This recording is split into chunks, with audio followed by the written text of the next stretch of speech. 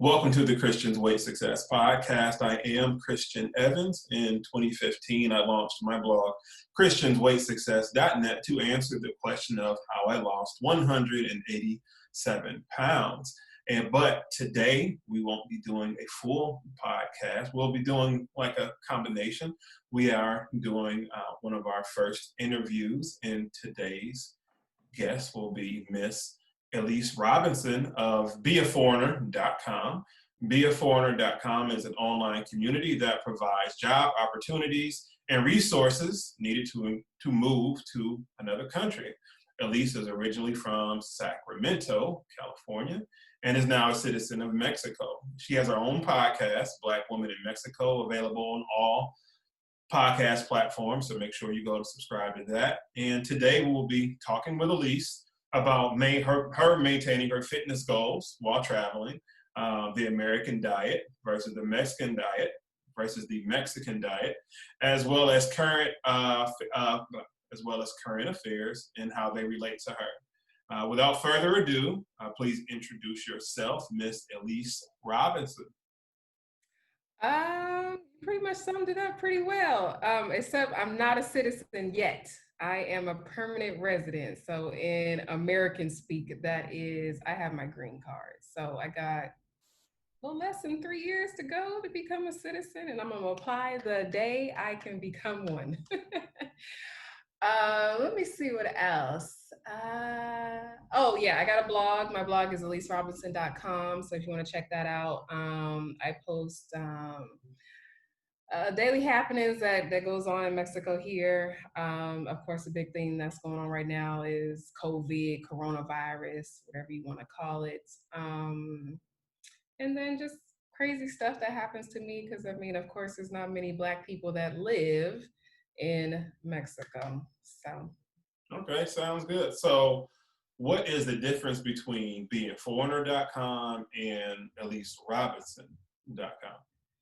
Well, ElyseRobinson.com is just about me, of course. That's my name. And like I said, it's just, crazy stuff, interesting stuff that happens to me as a Black American woman that lives in Mexico, because there ain't very many of us here. And then Be a Foreigner is, like you said, I provide opportunities to move overseas. When I moved overseas, people were like, how'd you do it? I don't know the first steps. And so it became into a business of Be a Foreigner. And it's called Be a Foreigner because when you move overseas, you are classified as a foreigner. It don't matter what country you go to, you're going to be classified as a foreigner in whatever language that they speak. But it all goes back to being a foreigner. And yeah, I provide resources, and sometimes, I get little tips and tricks in my podcast, YouTube videos, on my blog, but basically just the ups and downs of being, again, a foreigner in a different country, because of course there's many, many differences of living in America, and Mexico is classified as a third world country. So there's very many differences. And of course, Spanish, so many differences that come along with being an expat immigrant in another country. Okay, cool. Just a little background history between me and Elyse. We first got connected via one of the many different social networks that we're on, just through probably me promoting myself as a personal trainer, or just promoting one of my many different videos, cooking food or something like that. And I noticed that she had a blog as well. I was probably asking her a question because I was new to the blogging game. And we developed a friendship over that. And during that time, we exchanged, not exchanged, but currently still exchange different business ideas. We have a group chat, on our Facebook Messenger with me and Elyse and a couple other different people, entrepreneurs, of course, and we share tips and tricks about, what's working on social media, what isn't working, how that applies to the sectors that we're in, the genres that we're in. and how we can both help each other, right? So we're creating our own network, and what better way to try to expand, both of our networks than to actually do this video or do this podcast. But this still goes hand in hand into what I'm doing as far as personal training, because we still have to maintain our health day by day, and especially now since health is pretty much the primary focus, especially with COVID out here. And I just wanted to bring Elyse on so she can share her experiences with what's going on with being an entrepreneur and still having to take that time out to maintain her health and fitness goals and whatever that is, right? So I'll start with the first question of what challenges do you face maintaining your fitness goals being broad? Number one, the language. Of course, I'll walk into a gym or something and I'm trying to explain what I need, what I'm looking for, and I don't know what the word is for, if they have a different word for yoga, or do they have a different word for, CrossFit? Do they have a different word for swimming? Well, yeah, they do have one for swimming. I know that. But making time as an entrepreneur. At this point after COVID, I got COVID body because I actually was sick. I was sick. I think I actually had it for about a month and a half. I've never had asthma before, and I was fine last year. So I think I had it, and so I put on some weight, Mhm. laying around in the bed for a month and a half. But um, the huge difference would be the language. They have gyms here. They have swimming pools. Where I live currently is hot as hell. So unless you're gonna work out at like 10 o'clock at night or super early in the morning at like 6 o'clock in the morning, um, there is no in between. You ain't working out. But But yeah, I mean, there's no real differences. They have CrossFit, swimming, yoga. They have all that stuff here. But like I said, if you were to take a class, you would just have to follow the movements. Right, right. Be more You visual. wouldn't even be able to understand what they're saying Right, to a certain right. extent. So, but it's a good way to learn. It is Good, definitely a good way to learn. good. So you mentioned COVID body. So what is your definition of COVID body? Because everybody's is subjective. Some people can say, "Oh, I got COVID body. I actually, lost weight, or I gained weight." So what is COVID body's definition for you? So what's the definition of COVID body according to you? Dude, putting on, well, like you said, it could go both ways because some people actually, start getting healthier because they saw that people were getting sick because of their, what are they calling them? Not pre-diagnosis, diseases. I'm just gonna say diseases that they had. So it might have pushed them into, getting healthy. And then the flip side of it is people just sitting around not doing nothing and just eating, which is what I did. So, and Right, I was eating bad too. I won't lie. I was eating donuts and everything else to make me feel better because, like I said, I was going through it. right, right. Right. So do you think it was like stress eating, or was it just, hey, I'm in the house, I don't have anything else to do, or um, what do you attribute that eating from, or what was your reasoning behind that? Yeah, I was definitely stress eating. Cause I'm normally in the house anyway. So I mean my routine didn't really change that much because I work from home and I only go out when I want to do something or I have to take care of some business. But yeah, I had to say it was stress because I mean my normal routine really didn't change. I Right. was just going through and I was stressed out and sugar helps you cope. I was eating Yeah, ice cream. I don't yeah, normally eat yeah. ice That's cream. the number one drug in America right now is sugar. And we all stress eat, and I stress ate.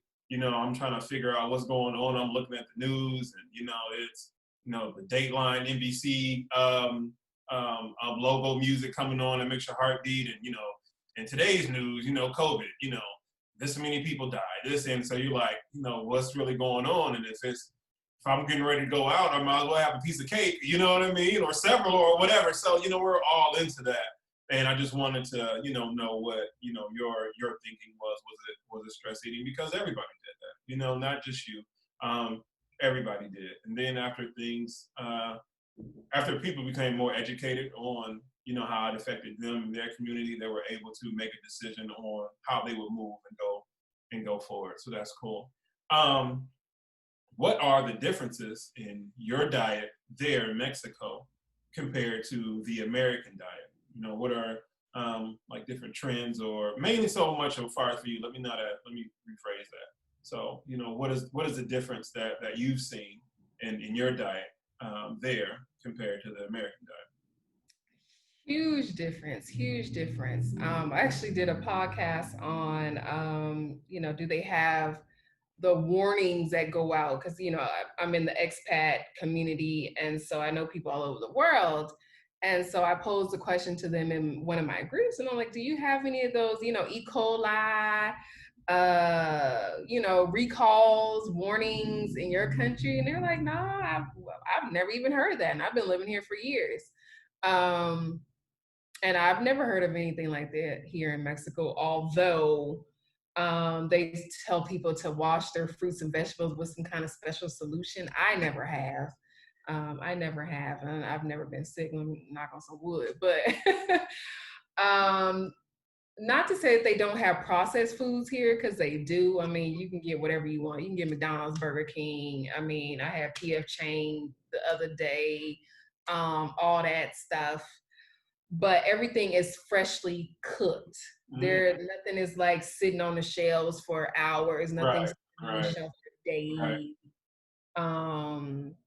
I mean, I can go to the butcher and he'll kill the pig right then and there. Right. Like that stuff came that day. Wow. I give cheese is a huge one. Like I posed a question about dairy. And so I can't really eat dairy in the States at all. It causes me issues, although I eat it anyways. Here, for the longest, I never had milk. Because one huge difference is milk. So milk sits on the shelf here. Okay. It's not in the refrigerator. Mm-hmm. It comes in a box. Wow. And so, I had my first bowl of cereal like maybe December of last year. I think I had my first bowl of cereal, and by that time I had been living here for 3 years. So I was terrified of milk. And so it did nothing to me. Let me have me a glass of milk in the States. Oh Lord, I'm gonna feel like I'm about to die. So that's one huge difference. Like the milk and the cheese, the dairy is different. Like cheese is made fresh here every day. Like I bought cheese yesterday. I went in the store yesterday to get out the house and bought cheese, and they made it fresh that day. There is no cheese they do have cheese that sits in the refrigerator, but I mean, you can get fresh cheese made that day, and it's heaven. It's definitely heaven. So a lot of fresh food, a lot of fresh food, a lot of fresh dairy from what you're saying. And how does that make your body feel in comparison to when you've eaten at home or going back home for, holiday and, may have eaten some cheese or some type of dairy there, but when you have it fresh, you notice a difference how your body reacts to that? Of course. When I go back home, I won't lie, I don't eat good when I go back home. I have Popeyes and all that other kind of stuff. But in comparison to here, Popeyes would be like some fresh chicken. Like it would be fresh fried chicken. Mm-hmm. So that they cook that day. It's not something that's been sitting in the freezer and they bring it out and fry it, So for me to eat fried chicken here, I'm not going to get gassy. I'm not going to get bloated. Let me eat some damn fried chicken back home and see how I feel. Like excuse me, but I'll be constipated. I'll be gassed up. Mm-hmm. And my skin will probably break out. All that negative stuff. Right. But here, for me to go get some fried chicken, like they just got the chicken that day and they fried it right now. So right. Farm to table. That's what they call it. Right? Yeah. And another huge difference is the fruits and the vegetables here. Okay. When I go home, the stuff isn't ripe. it's not ripe. You have to let it sit there for a couple of days before you eat it. Here, if you don't eat your fruit the same day or the next day, maybe even the third day, I'll give you maybe 3 days. It's rotten because it's ripe, it's fresh. They let it ripen and you eat it. You eat it that day. Like I'll get a delivery because I don't really grocery shop. I'll get a delivery of fresh fruits and vegetables maybe 2 or 3 times a week because the stuff goes bad so quick. When I was back home, I can let something sit in the refrigerator for a week and it still ain't right. Or I'll let it sit out and it's still not right. So what do you think that is attributed to? Um, I don't know. Maybe the abundance. I don't know. Like you think American has I guess too much demand and they have to kind of like modify I guess the food in order to meet those demands so they can have supply, supply and demand. Do you think that's it? Or, policies that we have here in the States as far as government to allow that to happen just because of supply and demand? I mean, it just makes you think. It makes it all just be connected. It just makes you really think, right? I don't know. I think it's more of a capitalistic thing. They probably waste a lot of food here. They probably waste a lot of fruits and vegetables. I won't lie. They probably do. Because Right. I'll go in the store and I'll see stuff sometimes rotten and I'm like, I don't want it. Right. So, I think it's a cost cutting measure in the States. But again, I think, you know, I won't say that the climate is different. The climate is different because there's not too many places in Mexico where it gets cold. Like half of the United States, like Right. it snows, it get cold. Like you're not growing too much of nothing there. So maybe that could be an issue too. And I find the same thing when I talk to my other expat friends around the world because they usually live in warm climates. So it's like there's just the fruit and the vegetables just never stop growing. So it's just there. And the other thing that I find is that they actually have stuff that is seasonal here. Like certain times of the year, I can't get certain fruits and vegetables because it's just not in season. They're not growing it. Meanwhile, in the States, I can get that stuff whenever I want to. So, I don't know. I think it's more of a capitalistic thing that, we're not going to let it ripen and we're just going to let it sit there because we trying to save money. That's all it comes down to it. Right. All right. Cool. So what is your current exercise routine if you have, even if you have one? So what's your current exercise routine? Um, well, I was on the exercise routine kick, especially after I felt better after my COVID stuff. I was getting up real early in the morning. Like I said, it's always hot here. So I was getting up at like 6 and I would go and exercise for maybe half an hour or so, get some sun, use weights, and just move until I sweated. I would just move until I sweat and, raise my legs up, move my arms. So that's basically what was my routine. I need to get back to it. So how many days a week were you doing that, and for like how long was that routine when you were doing it? Dude, 7 days a week because I was trying to build my lungs back up. Like Okay. it was weak. Right. It was Right. weak. Right. So you were trying to do some more kind of a cardiovascular workout with trying to Yeah. build your endurance back up. You said your body Yeah. had gotten fatigued down, so you're trying to find a way to build it back up. And so Yeah. that lasted, your routine was probably what, like 15, 20, 30 minutes? Yeah, I did about 30 minutes in the morning. 30 minutes. Okay. Okay. Did you like working out first thing in the morning to get your day started, or did you prefer like I'll wait till the evening because it's a little bit cooler? Or how did how did you prefer to do that? What did you feel that Um, your best results in regards to just how you felt, mentally and physically? What times of the day when you worked out did you feel like, okay, I like this a lot better?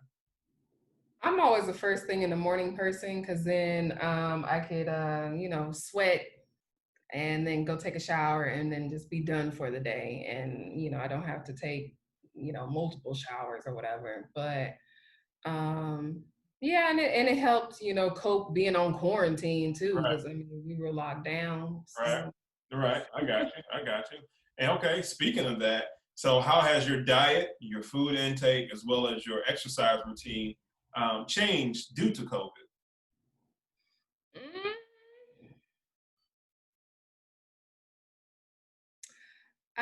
before this, I guess I cooked more. I did cook more. Now I just been ordering out. Uh-huh.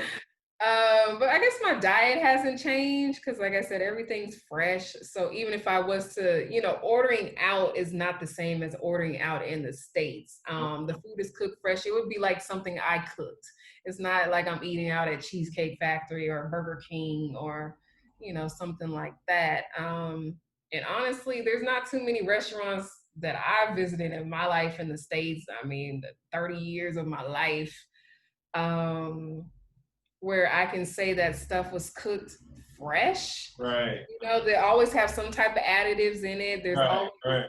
it's Right. frozen, something's Right. wrong Right. with Right. They're doing something to it. it. They're doing something to it. Yeah, that sounds amazing to where you can get fresh cooked food but the food that they're cooking is actually fresh, not the Yeah, actual act of preparing the food is fresh, of course. You know what I mean? yeah, It's going to be fresh because it has to be hot, for them to package it, then deliver it. But you're saying they have actually fresh ingredients, going back to what you're saying in the beginning yeah. of the interview of, their produce is ripe and it's right.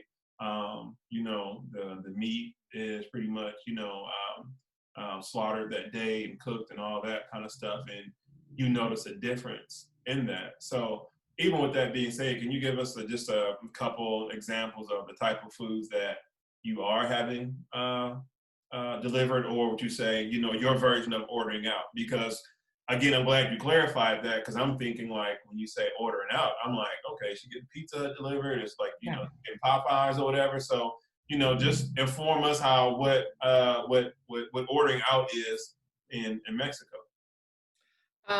Ordering out would be tacos. Describe these tacos because see you all don't have the discussions that we have, and when she's describing the tacos and the meat and the preparation like in our business chat or whatever, I'm like I couldn't imagine far as that here or those type of restaurants here, like you probably paying maybe like $15 a taco or something like that. Again, that Yeah. capitalistic type of mentality where in actuality it shouldn't cost that much, but I've seen restaurants where they're making something like a taco once they want to promote. Oh, it has fresh ingredients there, or farm to table. You're already looking at $25. You know what I mean? And the chef coming out like Salt Bay doing all the extra stuff. It's like, listen, that don't impress me. How does it taste? So tell us a little bit more about that. Funny you mentioned that because like when I first moved here, this dude was like, "You're gonna put on so much weight eating all them damn tacos and stuff," and I'm like, "Why? When everything's fresh, And but let me see, eating out to me would be like I said, it's usually tacos. I mean, tacos. I mean, that's just the staple in Mexico. Like you can go to I mean, and this is also not a thing in the States, are taco carts. It's actually not really a thing here in this city, but if you're in somewhere where it's not 100 degrees every day, you can go to the carts. But you go to the cart, they frying up the meat, right in front of you, Yeah. and they're frying up the tortillas, and they put the meat in there. You get you some salsa. Um, it depends. I mean, tacos don't usually have cheese or lettuce or anything like that. It's just usually meat and salsa. But every now and then you'll find places that'll have cheese and everything like that. But um and you get what, three, four, five, six, seven tacos, Uh-huh. depending on how hungry you are. I can literally probably eat seven, depending on how hungry I am. And they're only like this big. They're not very big. Not used to the huge tacos that we're used to in the States. Um, and that's a meal. Like I said, you get three to maybe seven, eight of them and eat them. Wow.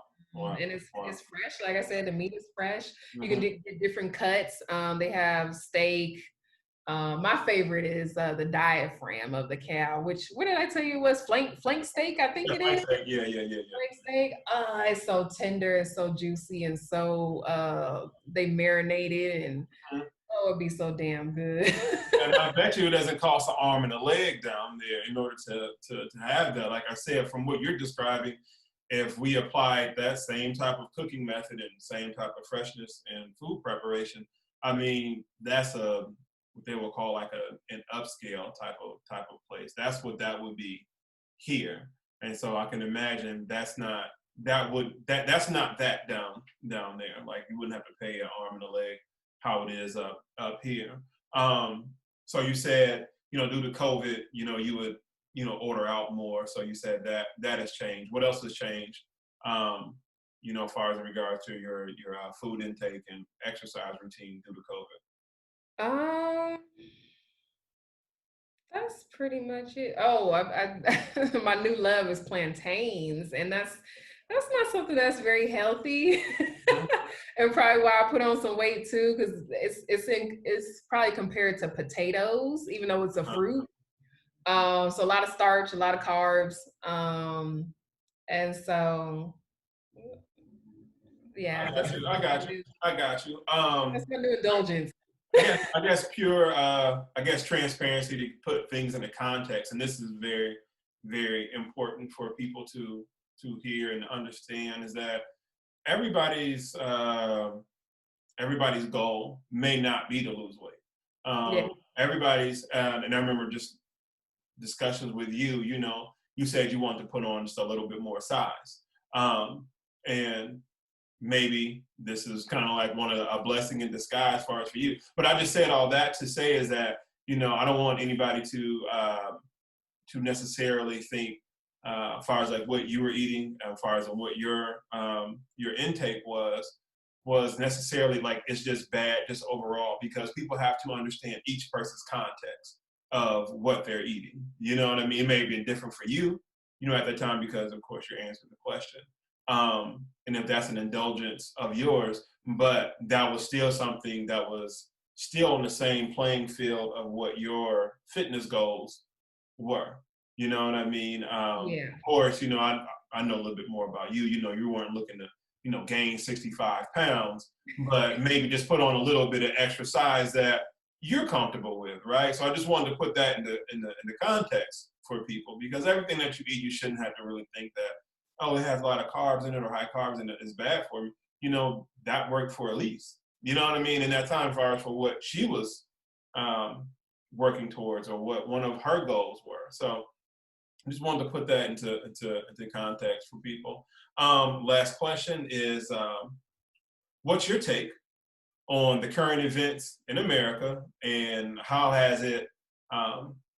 has it had a ripple effect on on you personally as well as internationally?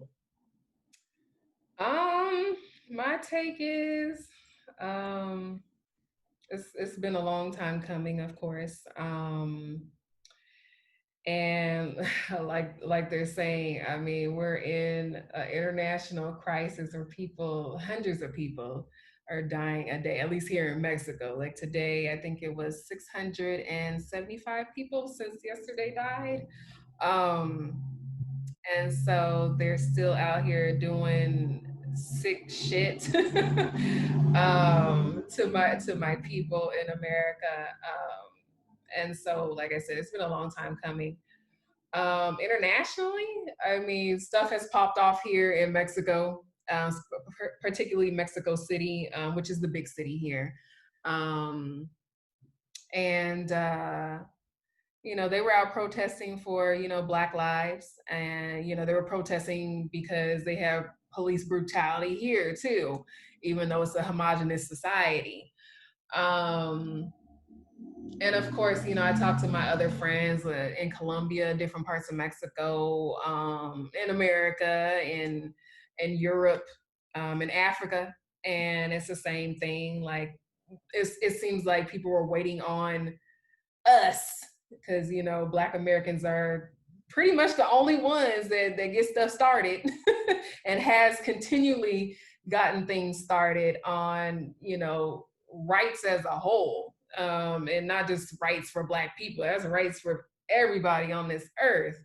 And they were waiting on us to start it because it seems like everybody, is talking and doing stuff now. So it's crazy. Personally, I wish I was there and I could take part of it, but I guess my destiny ain't to be there at this time. I'm here for other things, but yeah, I'm proud of my people. I'm proud. Excellent, excellent, excellent. All right, Miss Elyse Robinson. I thank you for taking time out of your day to do this interview and let my people know a little bit more about you and how the world's current events has affected you down in Mexico, and got a little bit more information about the diet there and your routine.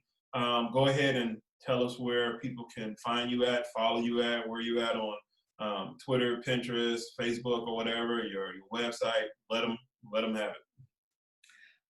Again, my name is Elyse Robinson. You can find me at ElyseRobinson.com. I'm on Instagram, Facebook, Twitter, Pinterest, and that's Miss Elyse Robinson. That's MS.